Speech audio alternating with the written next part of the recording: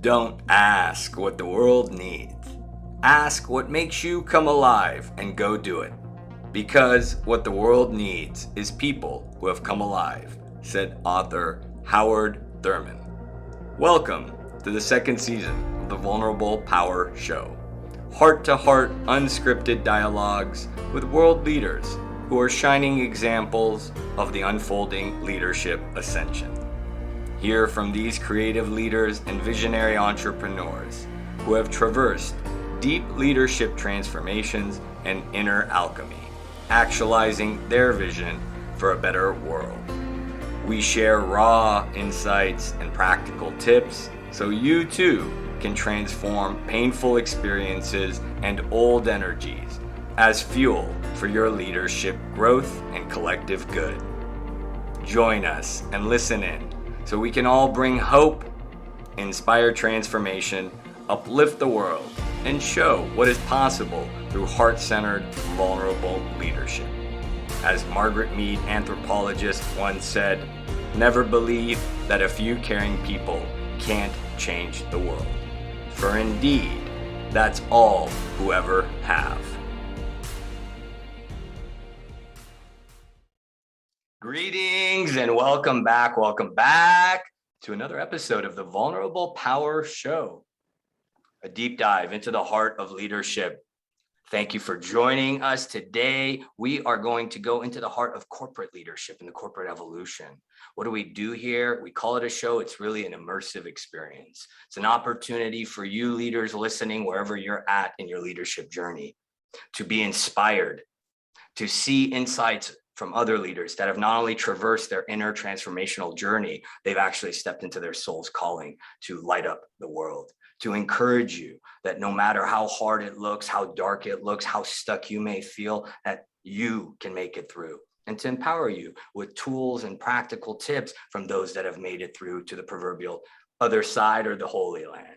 As always, I love to start with how I met the guest today. And my guest today is adult soul sister, Jennifer Spor, who I actually met through a net caring network on LinkedIn. And she reached out to me, and I have to ask her in a moment. I don't even recall who or how she was sent to me. I think somebody, a mutual colleague, recommended her. And she said, "I want to have you on my Awake and On Purpose podcast." And I said, "Jennifer, that alone, I'm yes. I'm usually a yes anyways. I say yes to life and yes to all of it." And we actually spoke about surrender. So it was a really beautiful opportunity to kind of build our co-creation. And she's doing a lot of good out there. And I wanted to have her on. So here we are. Jennifer, without further ado, thank you for being here. Thank you for making the time. Yes, thank you. I'm honored to be here. I'm really excited to have the opportunity to reconnect with you and to be in this co-creative space together. And to answer your earlier mention in the introduction, I believe it was through Carol Campos. Was it through Carol? Yes. Okay, well, shout out to Carol, who's out there doing life alchemy. God bless you. So, wow, okay. I figured it may have been, because I think she was a part of the same network around that time. That's beautiful. Well, I don't like to waste time. I know the Sagittarius in me and the Taurus and you are going to have a lot of fun let's today. do it. So I love to start with the general prompt, and we flow here. For those that may be joining for the first time, check out the other episodes. If it resonates, follow along, check out her podcast, which we'll probably talk about.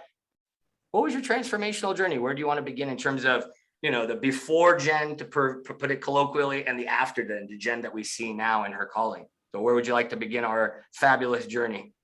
Yeah, I think let's start with when the fog really started to lift. That's what I refer to it as, right? But where I'll start is really when I started feeling that soul calling, that guidance to make a change in my life. So like so many other people in the world, I'd been conditioned to believe that success means checking certain boxes off the list. So that is what I endeavored to do. And I reached a place in my life several years ago where I had done that. And I've always been very driven to learn and to grow just by nature, at any point in my life. So But what happened was I eventually ran out of promotions. I had all the things. I just ran out of boxes to check off the list. And also being in a corporate environment, I had been with the company that I was working for at the time for a long time. And I just felt like I was experiencing more and more bureaucracy, and I just started feeling so much more resistance in terms of my ability to make a difference for the stores. And so to clarify that statement, I used to work in the retail industry. And so toward the end of my prior career, before I started my practice, I was a director of store operations for over 1,200 stores. So the main kind of part of my job was advocating for the stores. I oversaw all of the processes and communications and stuff like that. So when I stopped feeling like I was making a difference, that was also a big indicator. But again, like so many other people, because we're human, I didn't act on those urges, those little nudges that I was receiving from the divine. I did not act on them right away because I had a fear of change, and all kinds of questions started, going through my mind. Like, I've been in this industry over 23 years, what am I gonna do? I also had a fear of, I had decided not to pursue a degree because I went into the retail industry when I was 19. So what would that mean, if I changed industry? So all of those I refer to them as very kind of 3D, like concerns, and understandably so, because again, many of us are taught those things, right? So anyways, I didn't take action right away. I kept being in the job that I didn't really want to be in anymore. And I just started to feel more and more stagnant, And really what was the catalyst for me finally taking action was my mom was diagnosed with terminal cancer. And so at the time I was living in New Jersey, and my mom was living out here in Idaho, and I was flying back and forth to be with her, to spend as much quality time as I could with her, because this was toward the end, right before she passed. And there was a defining moment where I was sitting next to her bedside a couple days before she died, and my phone was blowing up with some issue at my work that could have ultimately been prevented, actually. But that was the nature of my job at the time. I had a lot of responsibility. I was just basically on, 24/7. And so in that moment, I looked at my phone, I looked over at my mom, and I said to myself, this is over. I'm not stuck. And in that moment, my courage exceeded my fear, and I didn't know what was ahead. But in that moment, I set an intention and made a decision that I could create whatever I wanted for my life. And so that was really the beginning of the end of that phase of my life. It didn't happen overnight. I didn't go back to work the next day and say, hey, here's my 2 weeks. Right.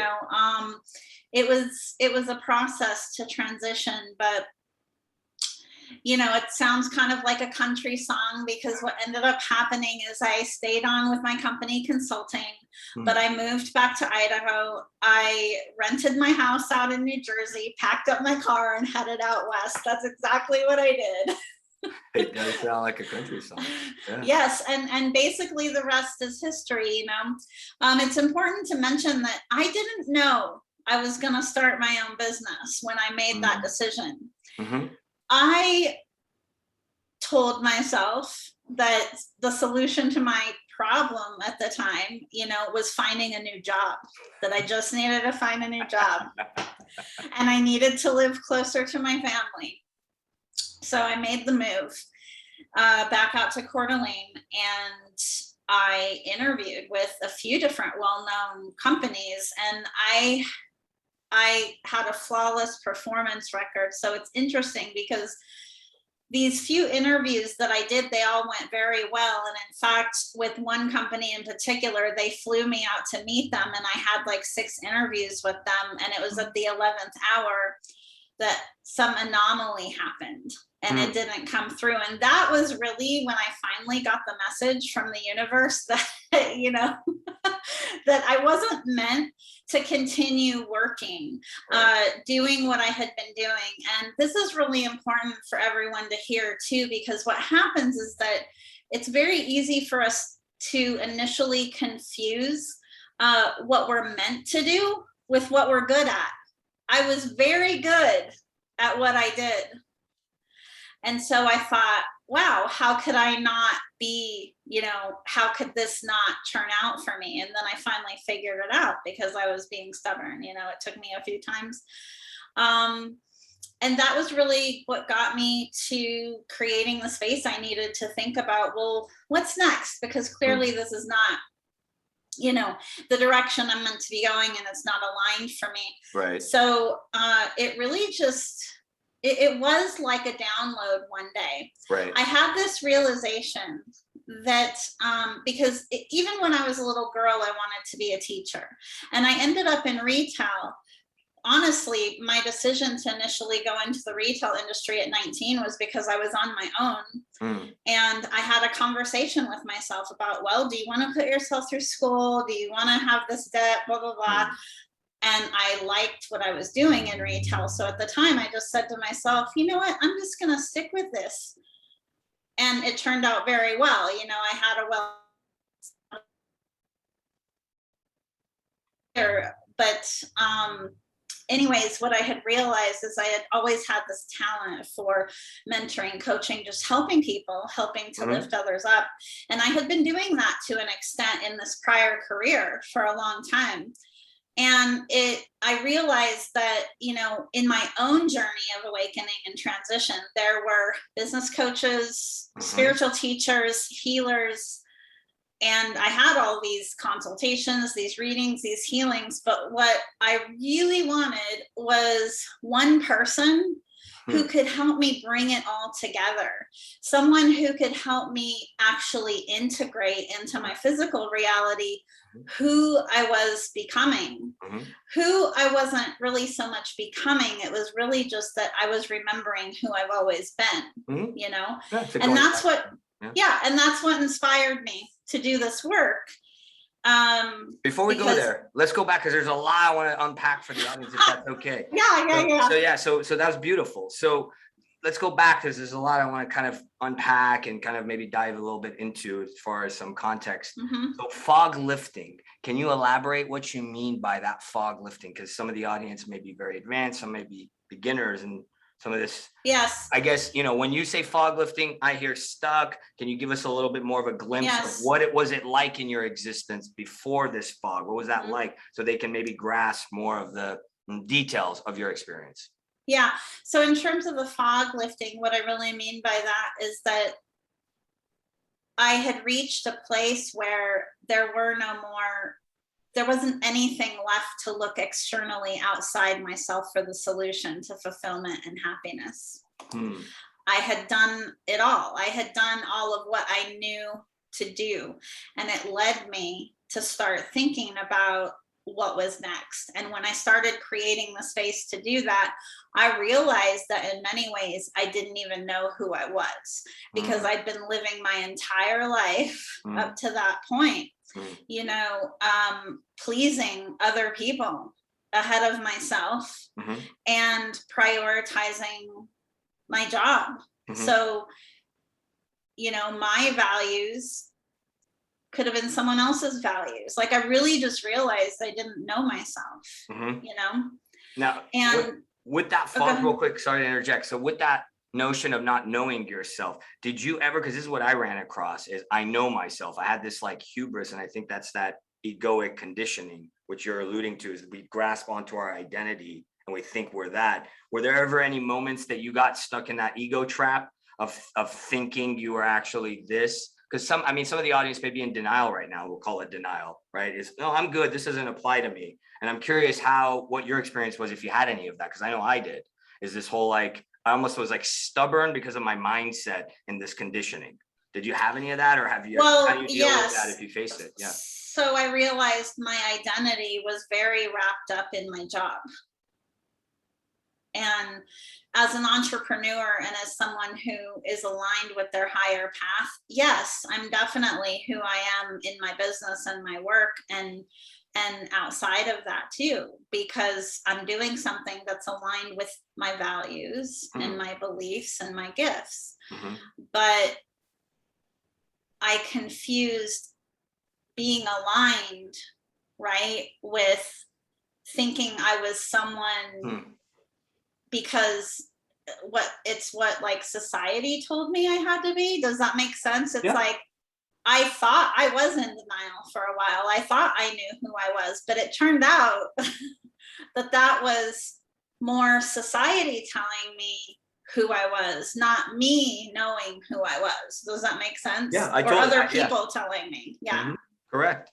And that's like I had somebody mention it in terms of peeling off the layers of like a rosebud, for instance, is that analogy. I really like what you said also. So like kind of in terms of what you're bringing out really beautifully is this confusion between what you're meant to do and what you're good at, right? It's very beautiful because we've talked about it in terms of being in the closet. I've talked about that before on the show about being in the closet, or and I know we do similar things in different ways. Is this notion of bringing one aspect of you and another aspect of you and fusing them together. So I like that you brought that up in your own journey. Now, this other point that I want to draw out that was fascinating, right? Because you and I had talked about this before, that these family tragedies that we both experienced because we weren't acting, right? You said I was not acting with these divine nudges, I think is what you were saying, because of this fear of change, right? That mind, egoic, unknown fear, which creates the impetus, the resistance not to.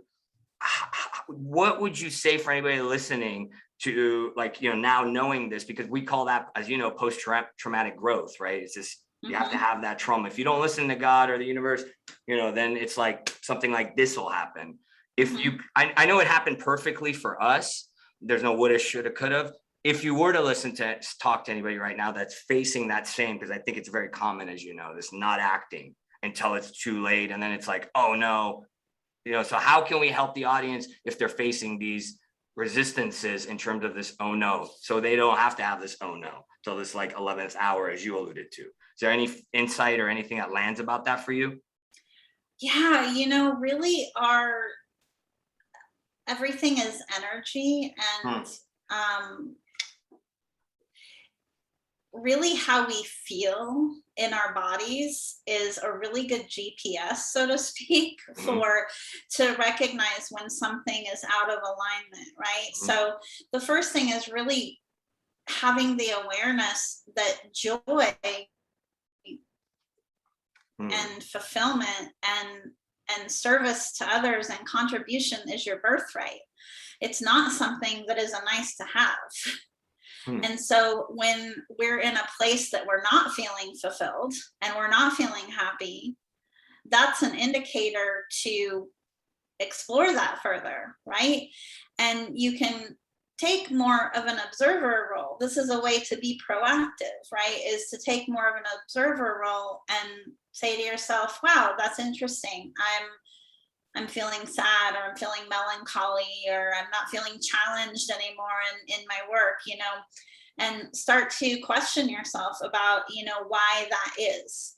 So just starting in that place is a really easy way to take a proactive approach to making changes. I love that. Embodiment and then how you're feeling. Beautiful. Yeah. Very much aligned with that. So before I go to another point that I had, because again, that's why I was taking notes, so I could keep you in your flow and then unpack. This real quick before we go to this one other point is, you say joy and fulfillment, and then you said service and collective contribution. I added the collective. What if somebody's listening and they're like us, old selves, conditioned, stuck, et cetera, whatever you want to call it, and they're in this doing mindset or this corporate mindset, because they may not necessarily match these two, as service, doing for others, will bring me joy and fulfillment. How did you link these two? Because I don't think corporate culture necessarily brings that out from my experience. It's not, we're not taught in corporate to go, hey, be in service and then you'll get yours. It's kind of like not as altruistic. And it sounds like you've stepped into more of altruistic philosophies or mindsets. Yeah, that's because many of us are conditioned to believe that, in order to achieve happiness, you have to do and you have to seek outside yourself, right? And service and contribution can mean a couple of different things. It can mean that you are, in certain instances, actually physically doing something for someone else, but it you can also make just as much of a contribution, if not even more, by being in integrity with yourself, by being true to yourself, by being aligned and living in congruency in every area of your life. And what that does is that actually creates an energetic resonance that causes a ripple effect that actually inspires other people to do the same, right? So there are, different ways of being a contribution. But yes, especially in the traditional, the patriarchal type of corporate environment, which I believe is shifting, by the way. Yeah. But in that environment, you're taught that in order to achieve results, you have to do more. You have to work more, and that money makes the world go round. And listen, money's great. Okay, money is great. It's an energy. It's a tool that we can use, in my mind, to do more good in the world, right? But in that patriarchal corporate environment, right, it's money is viewed in a much different way. It's viewed as that, being wealthy is being greedy, and that if you're making money in your business, that then you're not serving your customer. And so there are just a lot of stories around that. Did that answer your question? There is no question. This is an instrument of the divine, and I follow inspiration. Things pop up. Sometimes I start talking and I don't stop, and then I go back and beautiful. Think, am I off track? No, you're on track. You're perfect. That's that thinking great. mind. Now that's the Gemini South Node in you. And you touched on what you said earlier really brilliantly, because it's this, you stop feeling like you're making a difference. So you touched on that, and it sounds like, again, you're bringing out really potent things that we both, really resonate with and talk about. Is it's all energy, right? So it sounds like when you do bring this wholeness and these shifts that you're going to continue to unpack for us, it sounds like, you get into what they call flow, and then you magnetize. So all beautifully illustrated in a practical way. And then you bring out the last of the unpacking, which is this corporate bureaucracy, the paradigm shift, definitely. And then you bring out the patriarchy. So what I wrote earlier, I talk about it's, this red tape, the systems, the processes, they can be good up until a certain point, much like too much left hemisphere, not enough right. And you talk about patriarchy in another episode. We've talked about 2 episodes now, the rise of the feminine holding space for the feminine, which I sense may come into this if we talk about it. So before you get into the paradigm shift more, which I want to talk about with you, about how do you see the future of corporate leadership, right? What was your personal experience in terms of this bureaucracy actually creating resistance in this ecosystem that you were working in terms of what was your personal experience with it? In terms of how did you feel? Not necessarily, I think it's too harsh to say it sucked the soul out of the ecosystem. How did it make you go, oh? I think that's important for other corporate leaders to hear, because I think everybody thinks the solution is more systems and processes, and it's like not necessarily. Yes, and there are value in systems. Correct. Right. Process improvement in my prior career was one of my areas of expertise, and it does serve me well in my business today, and in a component of the work that I do with my clients, in terms of strategizing with them their transformation, right? So it does serve a purpose, but there needs to be a balance. And I think you mentioned that, just a moment ago, that the importance of having a balance in the bureaucracy. Sometimes you don't need 20 people to make a decision on something. And there is value in autonomy and in empowering your senior teams to make those decisions on your behalf. Like the more of that delegation and autonomy. I mean, that really speaks to. And there's an element of trust Correct. Yeah, that's bingo. Yeah. Well, so then if there's somebody listening that's like, oh wow, okay, tell me more. What do you see as the future if you were to apply that? So kind of shifting gears before we go back to your journey. What do you see? Let me plug this in. Feels inspired now because it's kind of flowing through there. Which I asked you, I said, what dropped in for our episode is, this shifting, not to I guess stigmatize it. Everybody says, oh, that's woo woo, or you're into spiritual now. What do you see as the shift in terms of this paradigm shift in terms of the future? And then tying it together with how would you do it differently if you were the CEO of that company? I guess is if you can coalesce it together somehow, if it resonates too. So, what do you see as the future? And then how would you fix it? Like, how would you address the trust and the autonomy issues? I'm curious. Yeah, you know what? The people are the heart of a business. And in the environment that I was working at the time, the people weren't a priority. Training and development wasn't a top priority in terms of budgeting and initiatives. The shareholders came first, which the shareholders are important, right? But everything really starts with the people, and it starts with empowering your people, giving them ownership, which involves giving them autonomy, because happy people are productive people, and that creates a healthy and happy business, right? Which then creates healthy and happy shareholders. But that approach wasn't being taken in this particular scenario. It was being done in the reverse, but also why do you think that is? Why do you think that is, Jen? Why? That's always stumps me. Why would we do it? Because I think people know better. Why aren't they doing it differently? I sense that's what it is. When you're primarily concerned with outside appearances, and so you think in order to maintain uphold those outside appearances, you have to prioritize the external first. Like the window dressing in a way, like the window. Yes, exactly. And a lot of people do this. And I explained earlier in my own transformation how I did that at an individual level, Correct. Right? I reached out for all of these things to accomplish. And the last place I looked, which was the first place I needed to look, which was within, And so that's what was happening at this top level, at the highest level. And so, so fixing that, really the key is in the culture. It's establishing a common vision, hiring people that are passionate about that vision, and putting people in roles that are aligned. So roles that align with their values, with their beliefs, with their strengths.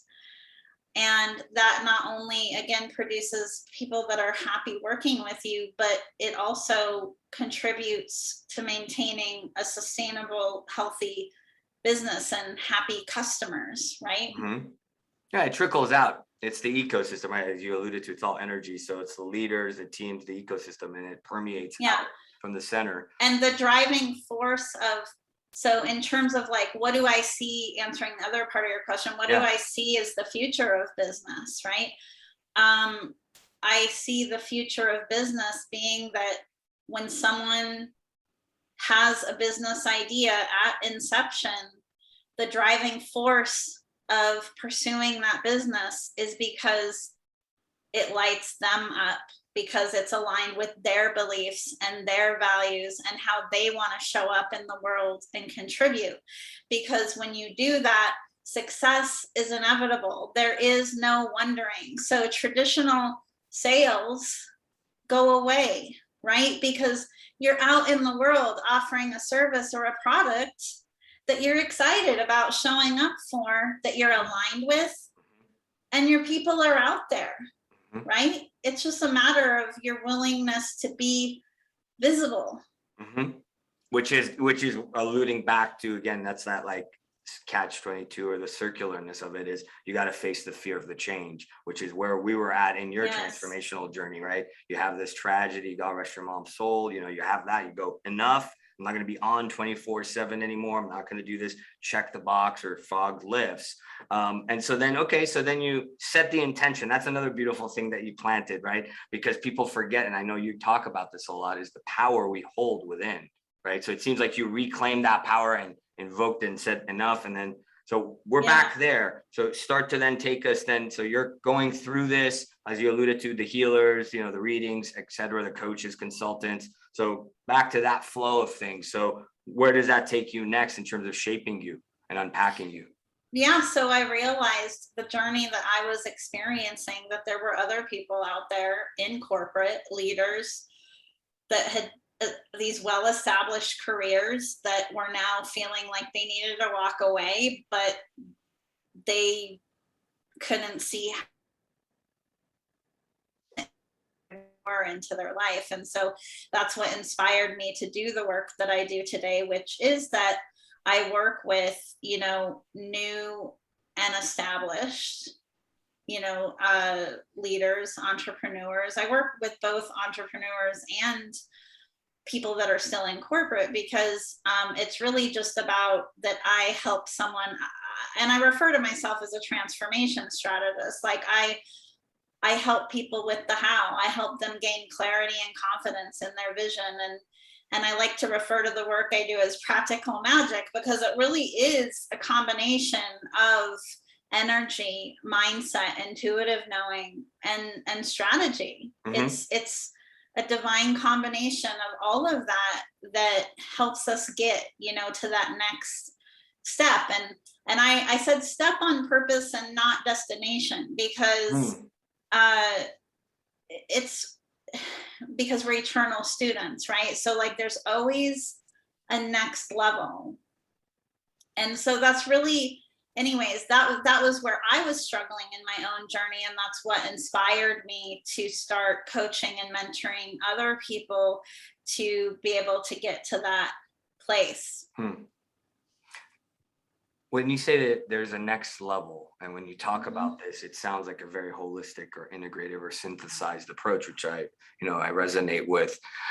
I talk about it as bringing soul and impact together. You know, I love that transformation strategy, because transformation is by definition qualitative. It's a chaotic, dynamic thing. Strategy is a very quantitative boom. So Yeah. again, we're bringing a more holistic, perspective forth.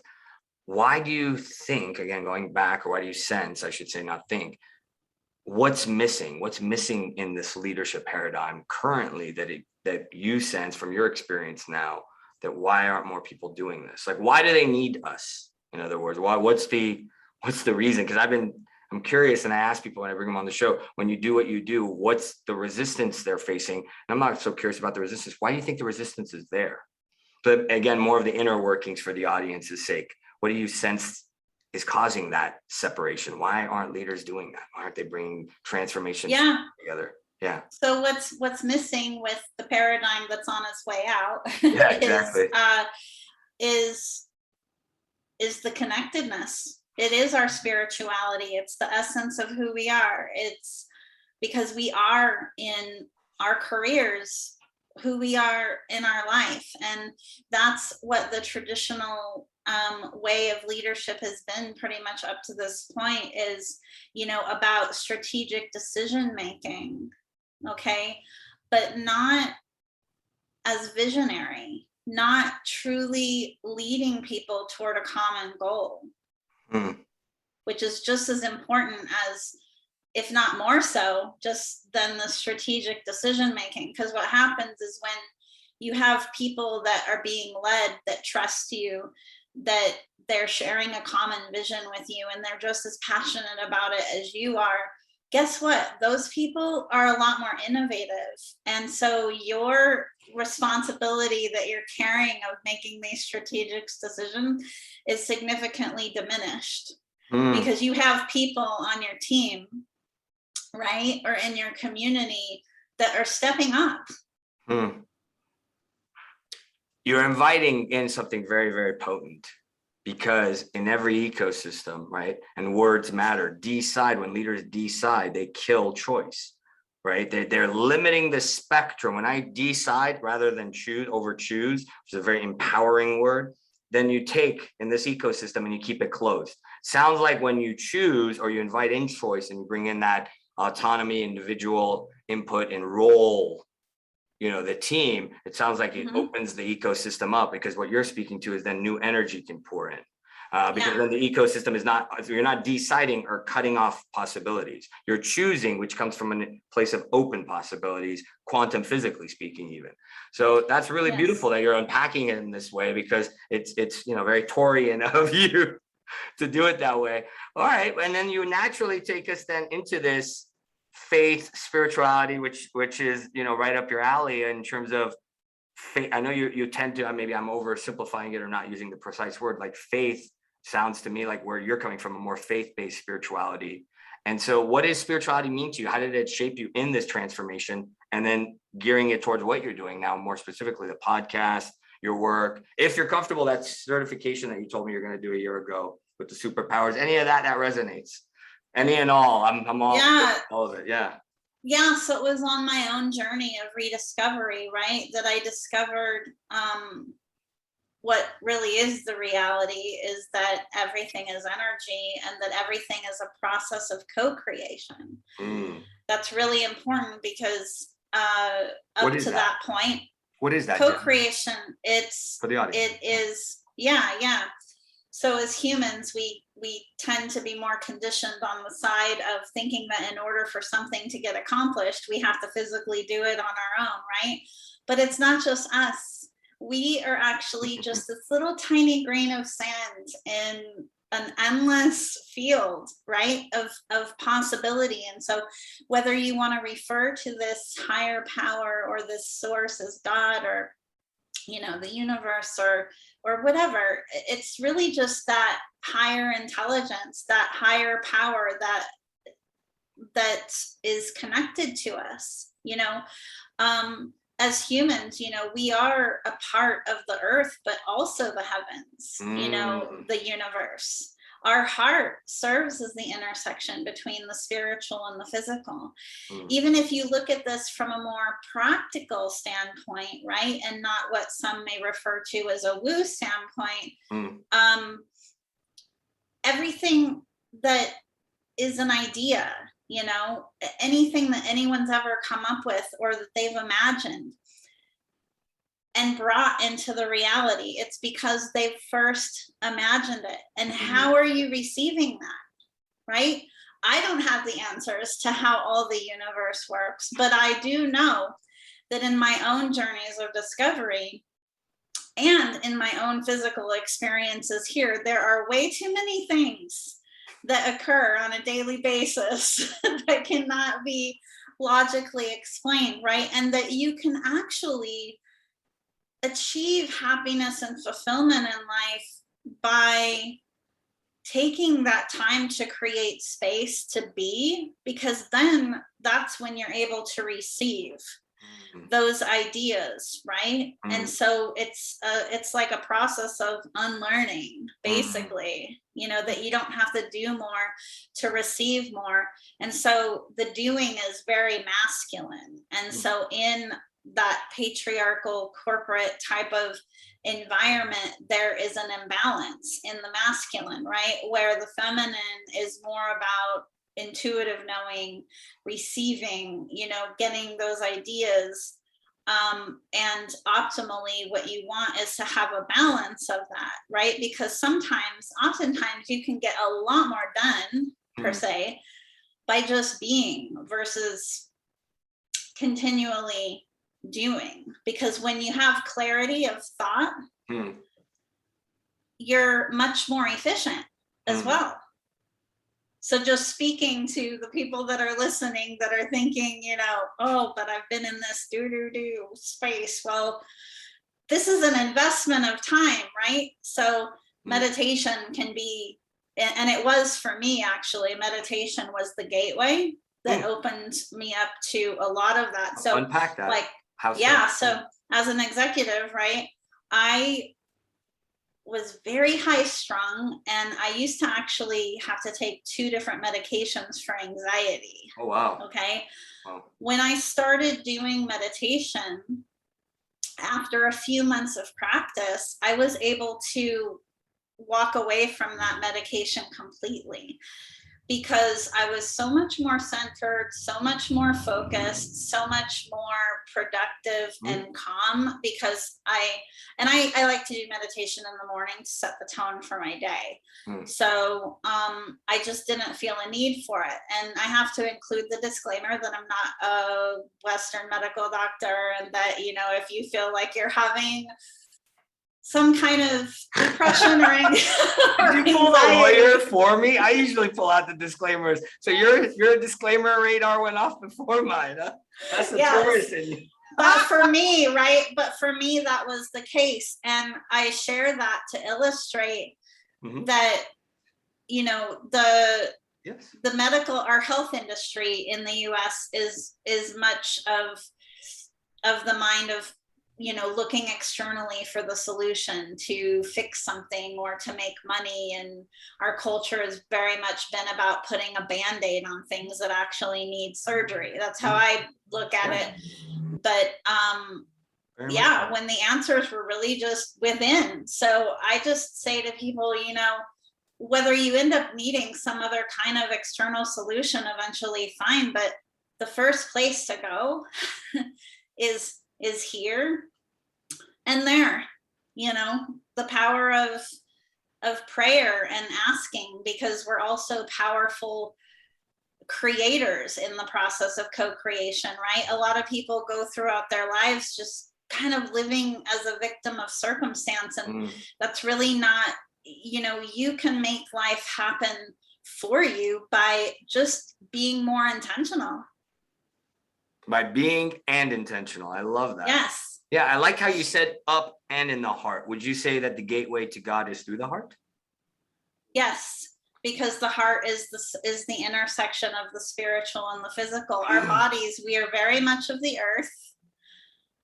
Keep going, keep going. And so again, it's you know, it's important to have that balance, right? I'm actually really glad that we're talking about this right now, because something very common that happens with people who are on their journey of rediscovery, right, is that they can get very in their head. You know, it's like you're in this place of discovering so much and changing so much that your body ends up kind of floating around, you know, on the earth plane. And so it's and so your body can get neglected, you know, a lot of different things can happen there. So it's really important it goes back to balance. It's very important. Staying grounded. Yeah. Very important, because in the spiritual sciences, and there is actual science, and I've been doing workshops on it more and more, because there needs to be an integration. You're hitting the nail on the proverbial head, because, you know, we have a lot of people out there in the spiritual community that are, unfortunately, and I know you work with some of them, that aren't grounding because they're not bringing it in, they're not, you know, integrating or anchoring. And then I love how you brought that up. You know, if you're in your head, you're dead, is, you know, a lot of people cliche call it, because then you develop this mentalization. You're mentalizing your process rather than actually deepening your process or doing the alchemy in your body, as you're alluding to it. Yes. So I love how you brought that up. Yeah, it's everything synchronistic. Like I told you, we're going to keep flowing. Okay, so when you say meditation unpacked you, what else unpacked you? Or you didn't say, you said gateway. What else as far as in this, and then more of the, what are you doing now with your vision before we get to vision mission? Yeah, please. Yeah, so meditation was the gateway, because I learned how to create space. It really started with creating that space to receive, because in today's society, we have a very distracted existence, right? People are always on their mobile devices. You know, you're really busy in your work. Wait, what did you say, Jen? I was looking at my phone. What did you say? Oh, wait, Jen, what did you say? Oh, wait, what did you say? Wait, I wasn't listening. What were you saying? I'm teasing you. Yeah, exactly. What'd you say? Like, I'm looking at my phone, watching Netflix and doing 20 things. While walking your dog, having the Starbucks latte, you know, maybe sending IG in between all that. Yeah, exactly. Yes, which this could take me down another rabbit hole, but the importance of being present. Why? What do you mean about that? Because I tie the two into this embodiment work in terms of bringing the and light. So everything is energy, right? And they're really the past, there's nothing you can do to change the past. The future exists in potential, but your future is actually shaped based upon where you're choosing to focus in the moment now. So if you're someone who is addicted to your phone, or you're watching TV, looking at your phone, walking your dog, doing 20 things at once, you're always on at your job, what do you think your future is going to look like? Right, you're creating more of the same, right? In order to get different results, you have to take different actions. And I think Einstein even said that. Correct. That's the importance of being present. That's where you are empowered to design the life that you want. And so I'm really glad we're talking about this, because I just want to mention to everyone who's listening, because this is something a lot of people struggle with, is when they are making these changes for themselves, right? It can feel challenging to have this awareness and making these changes, and your physical reality isn't right there, right? You have to understand that it's mind over matter, literally, right? It's like you're making these changes energetically, you're becoming a match to receive this in your physical reality. So there can be a period of time where your physical reality is essentially catching up. So it's really easy for people to get stuck in that, well, I'm trying and I'm doing this and I'm doing that, but you got to understand that your physical reality is a result of decisions that you've made in the past. Quantum mechanics expert, transformational strategist here, Jennifer Spor. Yes, 100% yes. So how do you feel surrender fits into this? Since you asked me the same question. Yes. Oh my God.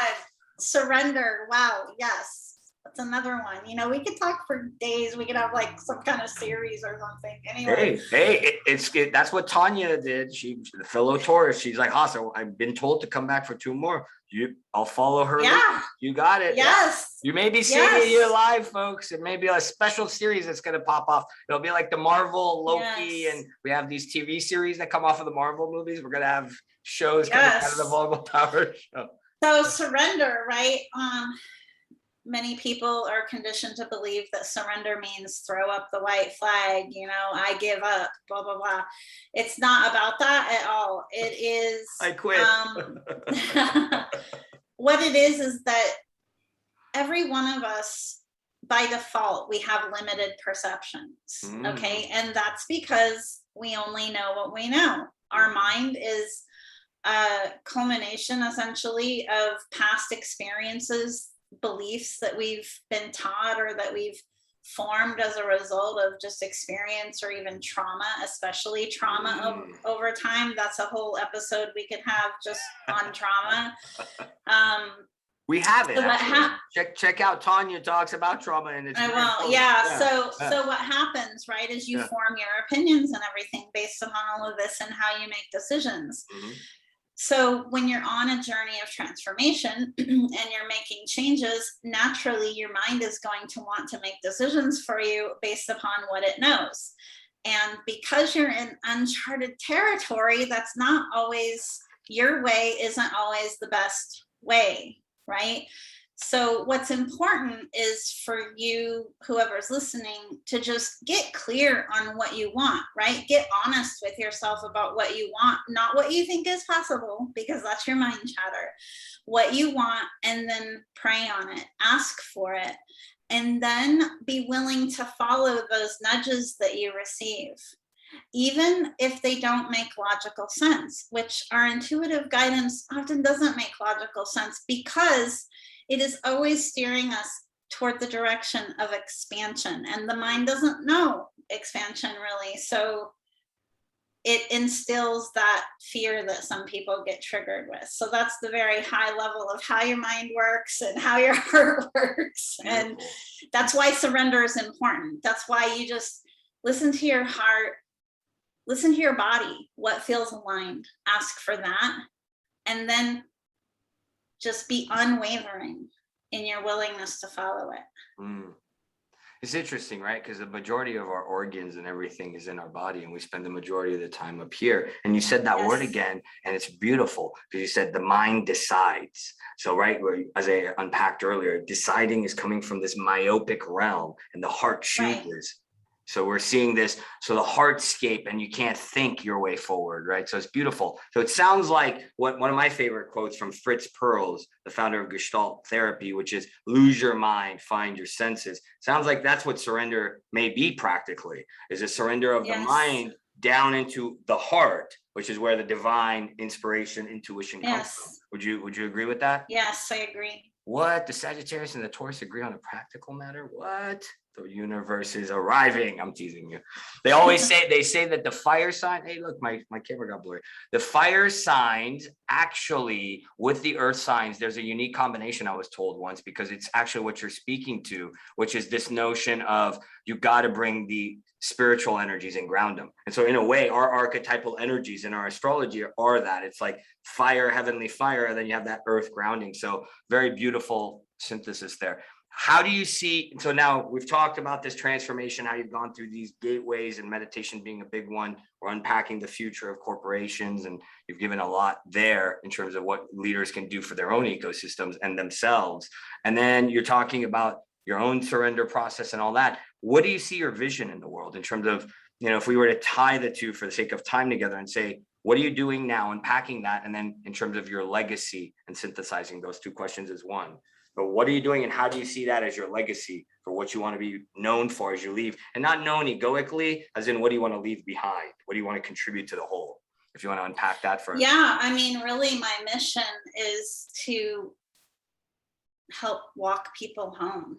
And when I say that, I mean helping people achieve that fulfillment, to align with that higher path, with the purpose that God put on their heart, to be here. And that doesn't have to be anything that's on a world stage, right? It really just is what it is for that person.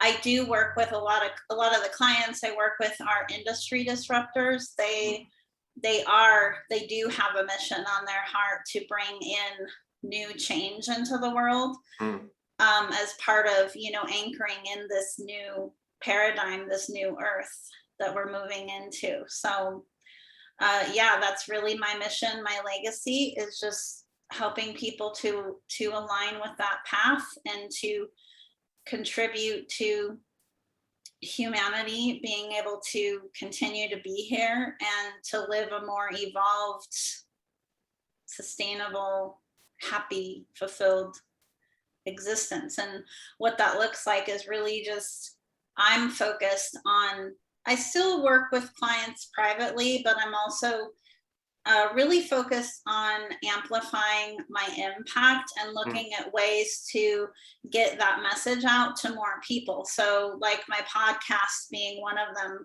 I'm actually looking at getting more into speaking as well. That's something that I'm starting to delve into. So really just looking at ways of, and really touching base with other people such as yourself too, right? To have conversations to reach wider audiences. That's really my main focus, is just helping to amplify that impact and raise that awareness. And I'm just also really passionate about bridging the gap that has traditionally existed between embodying the essence of who we are, our spirituality, in the landscape of the professional world that needs to be brought together.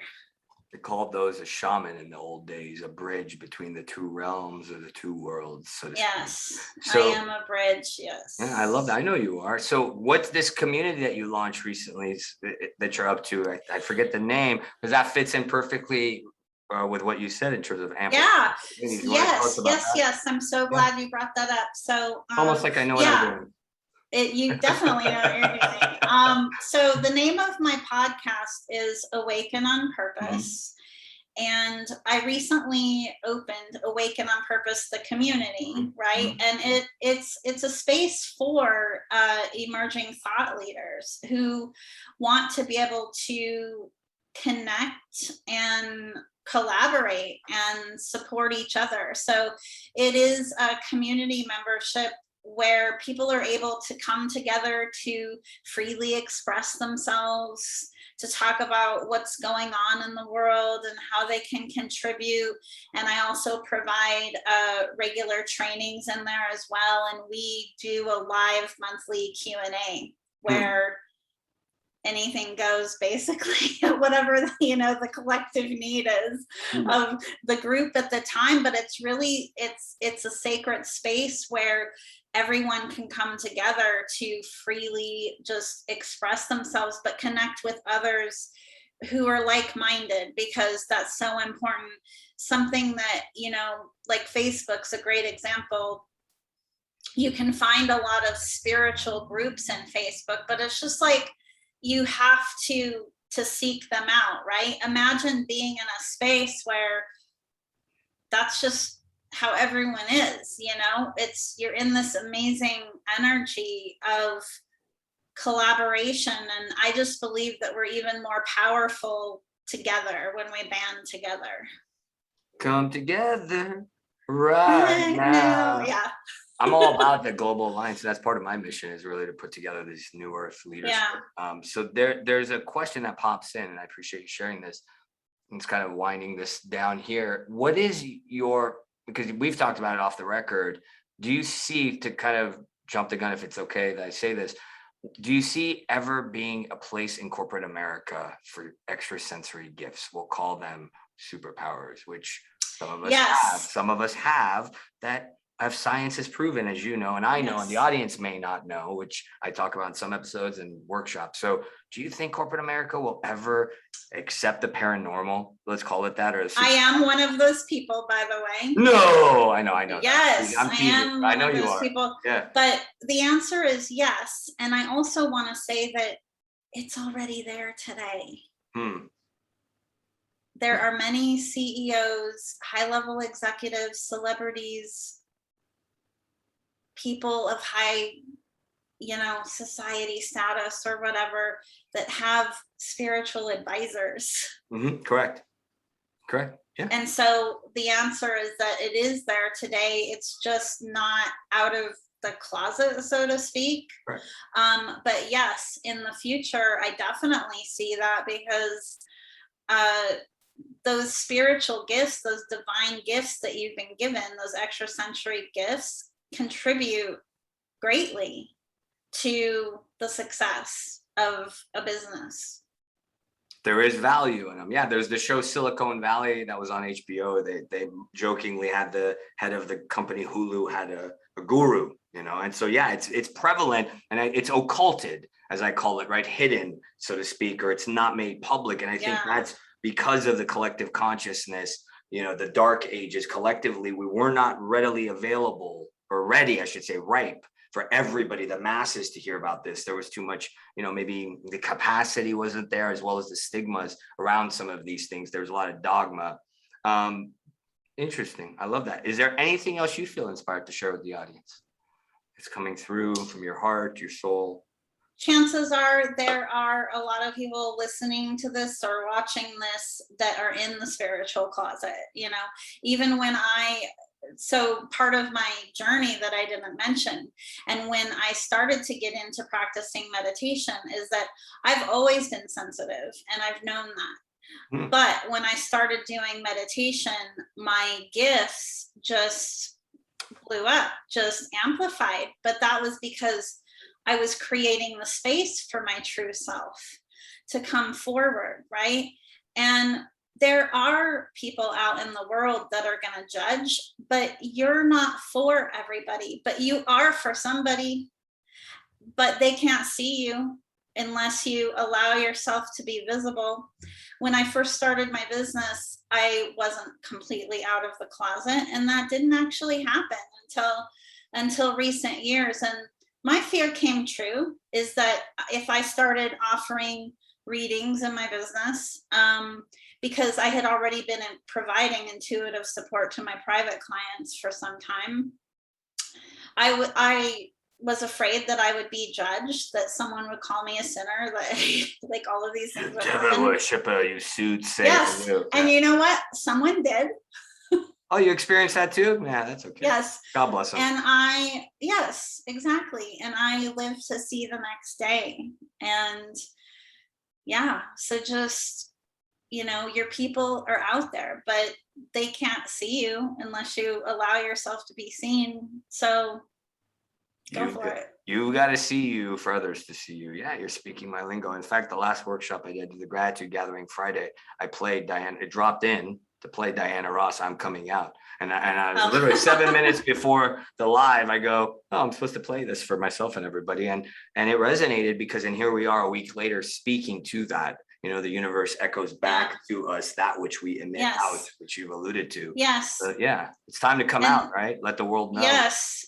The other thing that I say often that I'd like to share here is that, God, source, whatever the higher power is for you, God doesn't put dreams on our heart that aren't meant to be achieved. When you're imagining something, that's not random. Nothing happens at random. So honor that. And know that if you're feeling it, if you're seeing it, that it's possible. There is no question. Instead of feeling like this is a curse or there's something wrong with me, another version of that is this is a gift. There's something right with you. Yes. Yeah, and that does alleviate that fear of stigmatization and the collective programming. Yeah, it dissipates it and it alchemizes it. Any inspired quote saying to leave them marinating, the audience marinating for now, gentlemen? Thank you for being here. I'd like to leave them with the last line, is that God doesn't put a dream on your heart that isn't meant to be achieved. I would like to leave everybody with that. Sprinkle it in there. Yes. It in there. Well, Jennifer, thank you for being here. Thank you for sharing from your heart. Thank you for also doing the mission that you're here doing. And you've been doing it for a while now, and I commend you and I honor you as a way shower. Thank you all for being here on another episode of Vulnerable Power Show. It is possible. If you see you, as Sister Jen said, others will see you, right? You got to go within. If you liked what you heard here today, share, because then that simple sharing of this wisdom, you're doing your part. You know why? Because her and I have a collective mission. We're here to be of service for everybody. So if you're like, what can I do? I'm not helping the world. No, share this. If you have somebody you think like is on the edge of, I need to lift this fog, I've had enough, there's something greater for me, or as Jen put it very beautifully, God didn't put that in your heart on accident. There's a purpose for it, right? Awake and on purpose. That's what we're inviting you into. So thank you for being here, and have a blessed and love-filled day ahead.